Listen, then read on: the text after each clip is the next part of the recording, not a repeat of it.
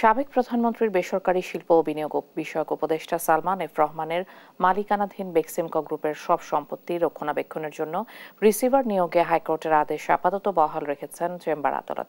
একই সঙ্গে এ নিয়ে আপিল বিভাগের পূর্ণাঙ্গ বেঞ্চে শুনানির জন্য আগামী ২৮ অক্টোবর দিন ধার্য করা হয়।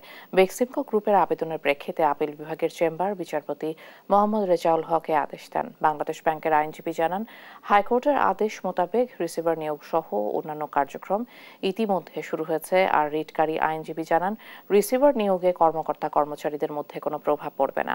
19 সেপ্টেম্বর বেক্সিমকো গ্রুপের সব সম্পত্তি রক্ষণাবেক্ষণের জন্য রিসিভার নিয়োগ দিতে লিখিত আদেশ প্রকাশ করেন হাইকোর্ট।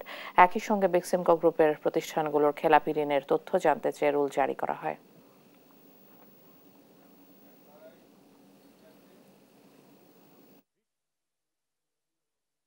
গ্রুপ না, বেক্সিমকো ফার্মাসিউটিক্যালস লিমিটেড আজকে আপিল করে, সিপি করে।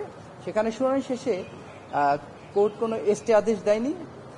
28 অক্টোবর 28/10/2024 তারিখে ফুল কোর্টে শুনানির জন্য এই সিপিটা রেফার করেছে চেম্বার আদালত। বাংলাদেশ ব্যাংকের রিসিভার অ্যাপয়েন্টমেন্ট করার ক্ষমতা নাই।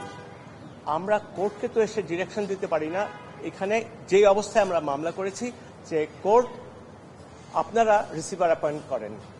আমি যেটা তুলে ধরেছি, এরপরে পিআইএলএ এরপরে দায়িত্ব পড়ে সরকারের কনসার্ন মিনিস্ট্রি এবং বাংলাদেশ ব্যাংকের গভর্নরের।